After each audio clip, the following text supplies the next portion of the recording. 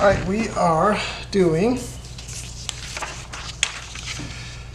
Geometry 2-3 conditional statements. So just like this last time, just like 2-2, I think it's going to work best for us if I don't write this whole time. That we'll get through this quicker if I don't, because there's a lot of words to do.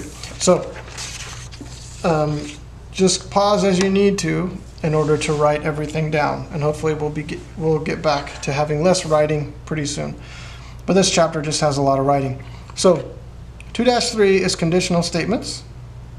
A conditional statement can be written in if-then form. So here's what that looks like. Here, go ahead and draw this chart here. So words on one side and symbols on the other. If P, then Q. So if something happens, then Q happens. And the way we write that here is if P, then we do this little arrow, then Q. Hypothesis is a phrase that follows if. So the hypothesis is what follows the if. So if P happens, then Q happens. The conclusion is the phrase that follows then. So the conclusion is the Q. So if I tell my son to brush his teeth, that would be P, if P, then if P, then Q, my conclusion, he's going to whine about it. So if my hypothesis, I tell Benji to brush his teeth, then Q, he will whine at me. Just the way it is. So here's an example. If the forecast is rain, then I will take an umbrella. And so you'll see something like this on your homework, a statement like this, and then you've got to pull this apart. The hypothesis is P, the forecast is rain. If the forecast is rain, then Q, I will take an umbrella. Notice the forecast is rain doesn't contain if. The if is not in there. The hypothesis doesn't include the if. The forecast is rain. Just like the conclusion doesn't include then. I will take an umbrella. Let's do another one. Let's look at this one here together. So go ahead and write that down. If you need to pause, go ahead and pause. A number is divisible by 10 if its last digit is 0. Okay, so this one's kind of tricky. If a number is divisible by 10 if its last digit is 0. So in this case, the if statement comes after the conclusion.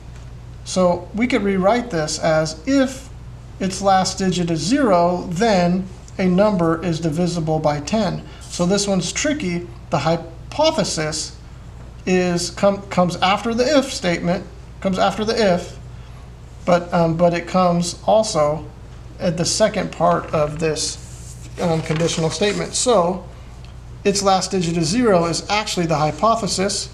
The conclusion comes first. A number is divisible by 10. All right, let's look at this next one here. If a polygon has 6 sides, then it is a hexagon. Okay, so I need to find my hypothesis and my conclusion. Do it right now, and then we'll come back and see how you did. All right, if a polygon has 6 sides, then it is a hexagon. So I'm going to say, after the if statement comes my hypothesis. A polygon has 6 sides. Remember, don't include the if. A polygon has 6 sides. That's my hypothesis. Then, here comes my conclusion. It is a hexagon. My conclusion is it is a hexagon. Boom. So that's how I do that. Hypothesis, a polygon has 6 sides. Conclusion, it is a hexagon. Okay, now these can get kind of messy. So we're going to look at a few of these. Conditional if-then form. So here's an example. A mammal is a warm-blooded animal. So we need to try to figure out a way to make this statement into an if-then form statement. So a mammal is a warm-blooded animal. We got to think of the hypothesis and the conclusion. So what if we say, if the animal is warm-blooded, then it is a mammal. Is that what we did last time? Hypothesis, an animal is warm-blooded. All right, so if an animal is warm-blooded, notice there's no if in the statement, but I say the if just so that I know what I'm saying here. An animal is warm-blooded, then my conclusion comes, it is a mammal. All right, looks good. Let's have a U try. Okay.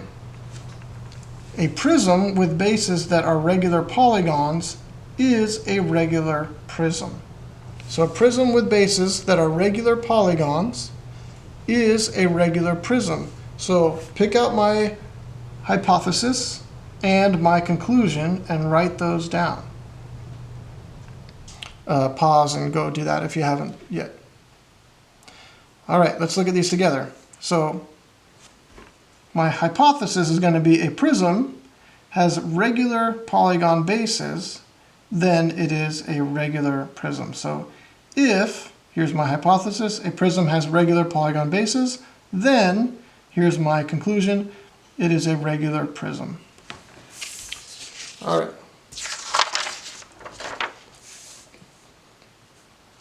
Now, let's look at this next bit here. If Tom finishes his homework, then he will clean his room. So here's my hypothesis. Tom finishes homework, then my conclusion, he will clean his room. And so we can make a truth table, a truth value table here. We have a hypothesis, we have a conclusion. So if the hypothesis is true, he finishes his homework, and then he'll clean his room. True, true. If, then, if H, then C, conditional statement, true. If he finishes homework and he doesn't clean his room, then the statement is false. If Tom doesn't finish his homework, but he does clean his room, if this is false and then this is true, then this is a true statement. Now this is where this gets a little bit funky. Tom finishes his homework is false, and he will clean his room is false, then the conditional statement is true. Go figure. That's what the book says. This is how we're going to teach it. So let's see if we can do some examples of this and make some sense of it. All right, let's look at this example here. If there's an integer divided by an integer, by the same integer, then that equals the integer, an integer. Okay, it doesn't have to be the same integer. So if any integer is divided by any other integer, then that equals an integer. So like say 2 divided by 1, those are both integers, then I get 2, which is an integer. Now, here's a counterexample. 3 is an integer, and I divide it by 6, which is another integer, I get 1/2. 1/2 is not an integer. 1/2 is a rational number and not an integer. So this statement is false.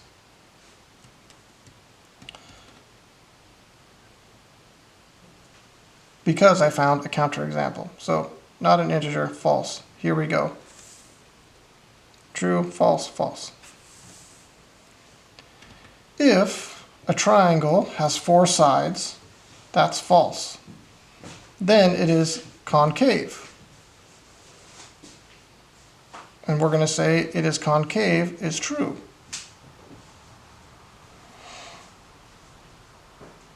So this would be a true statement. This is funky. Some of the stuff is a little bit weird. Let's keep moving here and see if anything makes sense. Related conditionals. I've got words, I got symbols, I got examples. Draw this graph here, and I'm going to talk about what these are. These words you are really going to need to know. This part is a little bit funky, and we don't see this much at all on this chapter, but this part we do. So we have a conditional statement. This is the if P then Q. Here's a symbol, if P then Q. We've looked at that already. Here's an example. If measure of angle A is 35 degrees, then measure of angle A, then angle A is acute. It's an acute angle. Okay. Converse. Exchange the hypothesis and the conclusion. So we switch P and Q. So the converse is when we switch P and Q. So we just switch those. If A is acute, then measure of angle A is 35 degrees. Not necessarily true, right? You can have a counterexample of that. Lots of acute angles are not 35 degrees. So converse is when you switch P and Q. Inverse is when you negate P and Q. So not P, if not P, then not Q. So if measure of angle A is not 35 degrees, then angle A is not acute. That's what we're saying here. This is not a true statement because you can have an acute angle that is not 35 degrees. That's fine. Contrapositive. So these words you're going to need to know. Converse, inverse, contrapositive. Contrapositive is you negate the converse. So you switch these to make it a converse and you negate them. So not Q, then P. If A is not acute, then measure of angle A is not 35 degrees. All right, so let's do a little bit of example work here so that this part here that's the converse, inverse, and contrapositive, we can do a little bit more examples here. So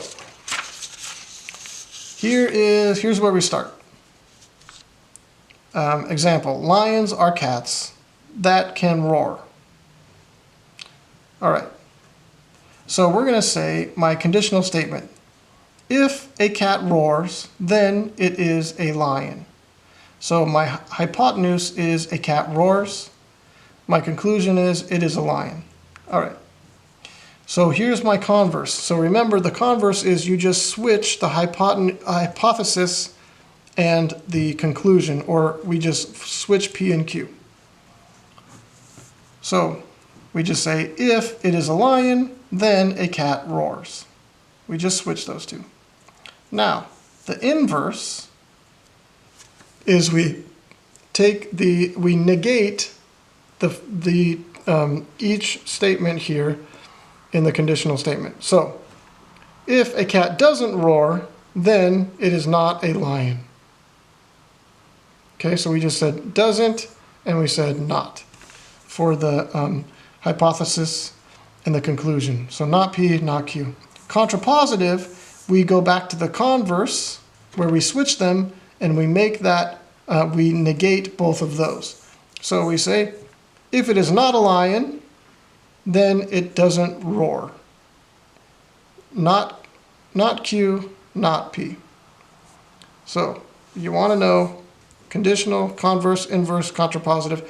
These three are the ones that are kind of the most, the conditional statement is just the statement that you start with, and then converse, inverse, contrapositive, know those three terms. And that is 2-3.